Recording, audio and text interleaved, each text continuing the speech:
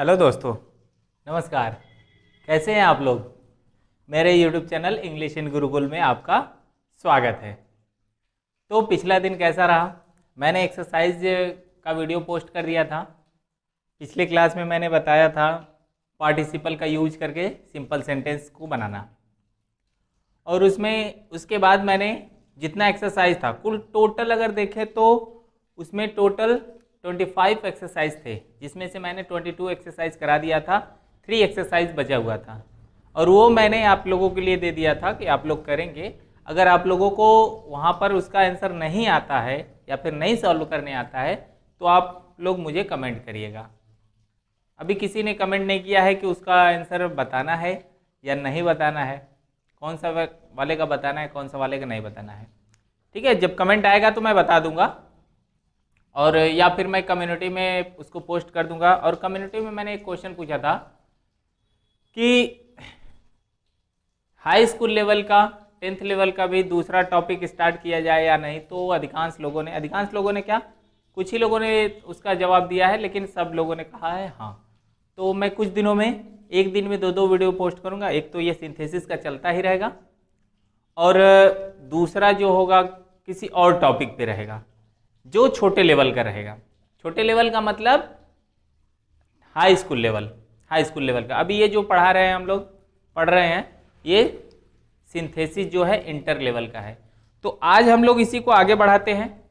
आगे बढ़ाने का मतलब है कि इसको और आगे बढ़ाएंगे तो हमारा अगला टॉपिक आएगा नॉमिनेटिव एब्सोल्यूट। ठीक, तो आज हम नॉमिनेटिव एब्सोल्यूट के बारे में जानेंगे। तो हम जान लेते हैं नॉमिनेटिव एब्सोल्यूट। नॉमिनेटिव एब्सोल्यूट का प्रयोग करके हमको सिंपल सेंटेंस बनाना है। ठीक है, तो सिंपल सेंटेंस बनाने के लिए तो मैंने तो बता दिया था सिंपल सेंटेंस कैसा होता है। तो यहाँ पर लिखा जाता है नॉमिनेटिव एब्सोल्यूट। तो नॉमिनेटिव एब्सोल्यूट में अगर हम देखें तो नॉमिनेटिव का क्या मतलब होता है और एब्सोल्यूट का क्या मतलब होता है। ठीक, नॉमिनेटिव और एब्सोल्यूट का मतलब हम जान लेंगे तो हमारा ये हो जाएगा सेम टू सेम, एकदम पार्टिसिपल जैसा है। लेकिन थोड़ा सा अंतर यहाँ पे ये है कि नॉमिनेटिव का मतलब होता है यहाँ पर सब्जेक्ट।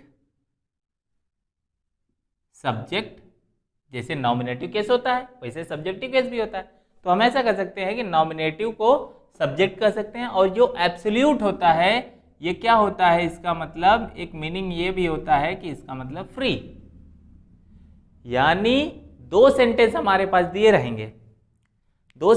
रहेंगे, दोनों सेंटेंस के सब्जेक्ट एक दूसरे से फ्री रहते हैं। ठीक है, सब्जेक्ट एक दूसरे से फ्री रहते हैं। तो इसके रूल हम देख लेते हैं, कुछ पॉइंट इसके देख लेते हैं तो ये बातें समझ में आएंगी। ठीक है, तो हम लोग देख लेते हैं कि नॉमिनेटिव एब्सोल्यूट का प्रयोग हम कब करेंगे सिंपल सेंटेंस बनाने के लिए। तो यहाँ पर अगर हम देखें तो यहाँ पर पहला दिया गया है दोनों कार्य एक के बाद एक हुए हों, यानी एक कार्य पहले और एक कार्य बाद में। ऐसा तो प्रेजेंट पार्टिसिपल और परफेक्ट पार्टिसिपल में भी हो रहा था, तो ऐसा इसमें भी पार्टिसिपल का यूज होगा। लेकिन इसमें क्या है, इसमें बोला है नॉमिनेटिव एब्सोल्यूट। तो नॉमिनेटिव एब्सोल्यूट बोला है तो इसका मतलब ये है कि सब्जेक्ट जो होगा फ्री होगा। जैसा कि दूसरा पॉइंट लिखा है दोनों कार्य का सब्जेक्ट अलग अलग हो। तो जब दोनों कार्य का सब्जेक्ट अलग अलग होगा तभी हम इसका यूज करेंगे, और एक के बाद एक कार्य होगा। ठीक है, यही दोनों बातें तो क्लियर हो जाती हैं। लेकिन एक पॉइंट और है कि दूसरा वाला कार्य पहले वाले कार्य पर निर्भर हो, यानी कि जो दूसरा वाला कार्य होता है, जो बाद में कार्य होता है, वो पहले वाले पर डिपेंड होता है।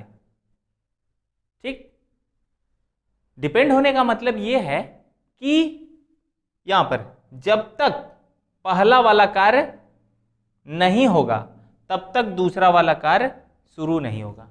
मतलब इसके कहने का है कि यदि पहला वाला कार्य समाप्त नहीं हो, यानी पहला वाला कार्य चल ही रहा है अभी समाप्त नहीं हुआ, तब तक दूसरा वाला कार्य शुरू नहीं होगा। ठीक, और हम ये कह सकते हैं, सीधी सीधी बात है, पहला वाला कार्य खत्म होगा तभी दूसरा का चालू होगा, नहीं तो दूसरा का वाला चालू नहीं होगा। ठीक है, तो यहां पर ये रूल रहेगा। तो हम क्या करेंगे, वहां पर नॉमिनेटिव एब्सोल्यूट का प्रयोग करेंगे। अब कैसे करेंगे वो बात यहां पर देख लेते हैं। इसका यूज हम कैसे करेंगे अगर हम बात देखें तो इसमें उसमें क्या कर रहे थे, जो कार्य पहले हो रहा था उसके सब्जेक्ट को हटाकर वर्ब को हम किस में बदल दे रहे थे, वर्ब को हम पार्टिसिपल में बदल दे रहे थे। अब वो प्रेजेंट पार्टिसिपल हो चाहे परफेक्ट पार्टिसिपल हो। लेकिन यहां पर देखेंगे तो यहां पर हम ये कह सकते हैं कि जो कार्य पहले हुआ हो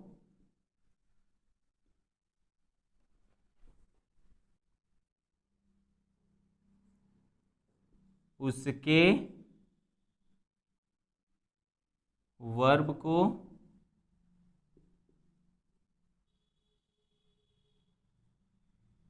परफेक्ट पार्टिसिपल, उसके वर्ब को परफेक्ट पार्टिसिपल यानी कि हैविंग प्लस वर्ब के थर्ड फॉर्म में बदल देते हैं,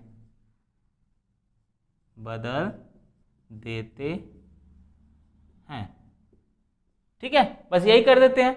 और दूसरे वाले सेंटेंस का क्या करना है, जैसे उसमें हम लोग कर रहे थे वही काम इसमें भी दूसरे वाले सेंटेंस में भी कर देना है, इसमें भी।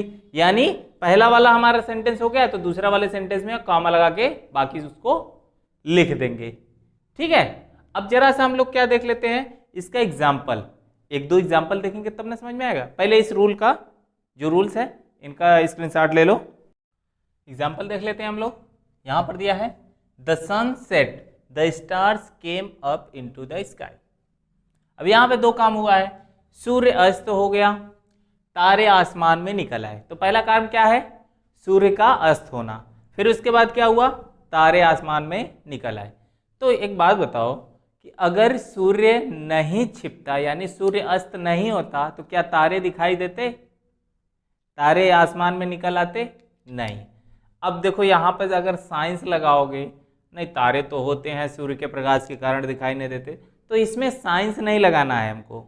तो यहाँ पे बस ध्यान देना है कि सूर्य अस्त होता है तभी हमको तारे दिखाई देते हैं, तो बस इतना ध्यान देना है। तो पहला काम है सूर्य का अस्त होना, दूसरा का काम है क्या, तारे का निकलना। तो सूर्य अगर अस्त नहीं होता तो तारे निकलते नहीं। और यहाँ पे दोनों का सब्जेक्ट अलग अलग है और यहाँ पर देखेंगे तो कार्य भी एक के बाद एक हुआ है। तो हम इसका क्या करेंगे, सब्जेक्ट को नहीं हटाएंगे। ऐसा रूल में मैंने लिखाया था कि सब्जेक्ट को हटाएंगे, सब्जेक्ट को हटाएंगे नहीं, सब्जेक्ट को वही रहने देंगे। तो हो जाएगा the sun.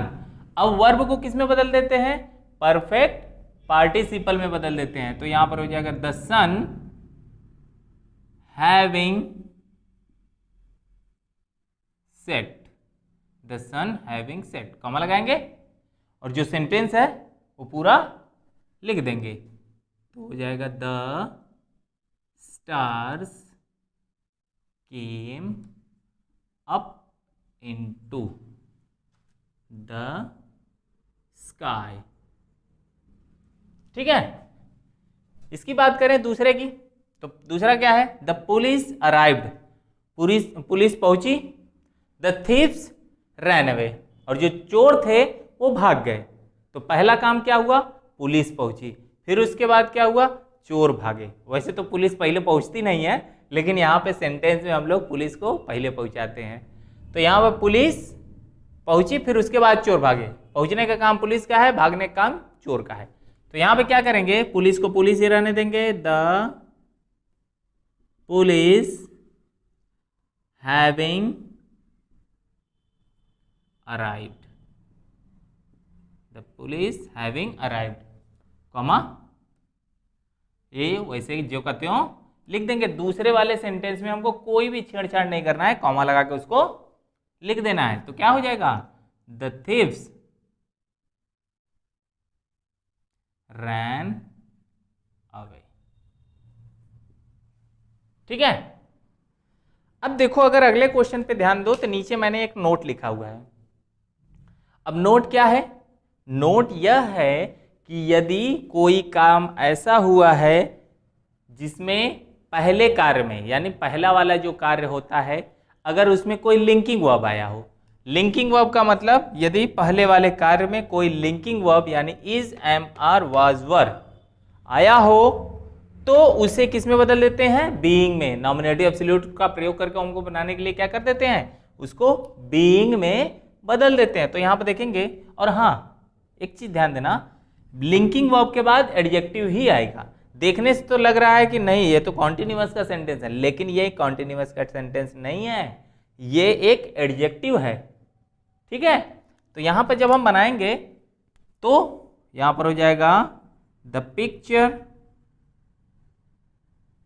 Being interested, oh sorry interesting, being interesting.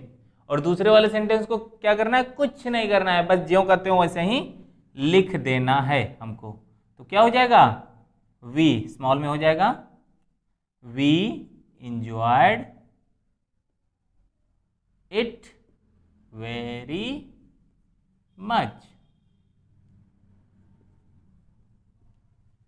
ठीक है, ये हो गया हमारा 3 क्वेश्चन। अभी देखो इसमें एक रूल और बचा है, अब इसको स्क्रीनशॉट ले लो, फिर उसके बाद मैं वो बता देता हूं। तो हम लोग देख लेते हैं लास्ट रूल, नॉमिनेटिव एब्सोल्यूट का लास्ट रूल देख लेते हैं। तो यहां पर अगर हम देखें तो यहां पर नोट में मैंने लिखा है, एक रूल है, यदि पहले वाला कार्य पैसिव वॉइस में हो तो हैविंग बीन प्लस वर्ब के थर्ड फॉर्म का प्रयोग करेंगे। जैसे कि मैंने बताया था कि प्रेजेंट पार्टिसिपल और परफेक्ट पार्टिसिपल में, परफेक्ट पार्टिसिपल में मैंने बताया था कि यदि कोई सिंपल सा सेंटेंस रहता है और उसमें परफेक्ट पार्टिसिपल का यूज किया जाता है तो वहाँ पर हम हैविंग प्लस वर्ब के थर्ड फॉर्म का प्रयोग करते हैं। ठीक, लेकिन वहाँ पर अगर पहला वाला कार्य पैसिव वॉइस में आ जा रहा था तो हम क्या कर रहे थे, हैविंग बीन प्लस वर्ब का थर्ड फॉर्म का प्रयोग कर रहे थे। यहाँ पर भी वही करेंगे, बस अंतर क्या है कि यहाँ पे सब्जेक्ट दोनों का अलग अलग होता है। तो यहाँ पर क्या करेंगे, देखेंगे यहाँ बी वर्ब आया है और वर्ब का थर्ड फॉर्म, यही तो पैसिव की पहचान है। बी प्लस वर्ब का थर्ड फॉर्म आया है तो वो सेंटेंस पैसिव है।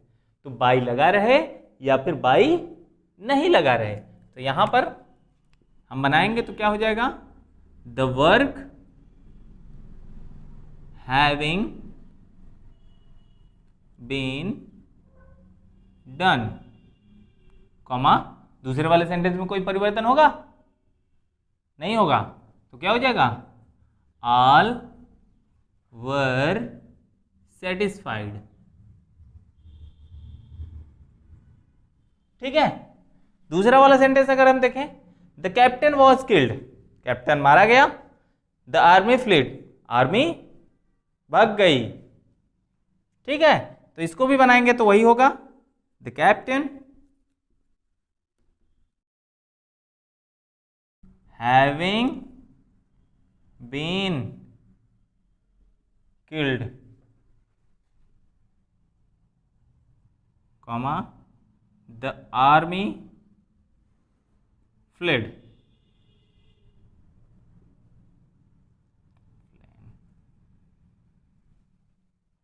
ठीक है, तो यहां पर नॉमिनेटिव एब्सोल्यूट का हुआ अंत इसका हो गया है। छोटा टॉपिक था वो, पार्टिसिपल बड़ा टॉपिक था, इसलिए बड़ा था क्योंकि उसमें 3 रूल हमको पढ़ना था और 3 रूल में भी थोड़ा सा ज़्यादा समझाना था, तो इसलिए वो ज़्यादा लंबा हो गया था, आधे घंटे का वीडियो लगभग हो गया था।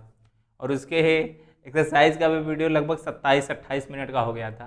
तो एक्सरसाइज था वो तो होना ही है, तो एक्सरसाइज जितना रहेगा उतना बड़ा हो जाएगा।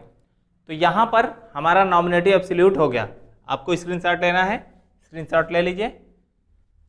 फिर यहाँ पर हमारा खत्म हुआ। मैं इसके अगले वीडियो में, अभी तो ये हो गया, अगले वीडियो में मैं इसका एक्सरसाइज अपलोड कर दूंगा। एक्सरसाइज इसका लगभग कितना है, हाँ 20 एक्सरसाइज है, 20 एक्सरसाइज है। उन 20 एक्सरसाइज में मैं 18 ठो कराऊंगा, 2 ठो आपको लिए होमवर्क रहेगा। वो कौन सा 2 ठो रहेगा अभी मैं नहीं बताऊंगा, लास्ट का भी हो सकता है, बीच में भी हो सकता है, शुरू में भी हो सकता है, तो वो मैं अगले क्लास में यानी अगले एपिसोड में देखेंगे हम लोग। तो मस्त रहिए आप लोग, अच्छे से पढ़िए और अलविदा लेते हैं और मिलते हैं हम लोग अगले वीडियो में।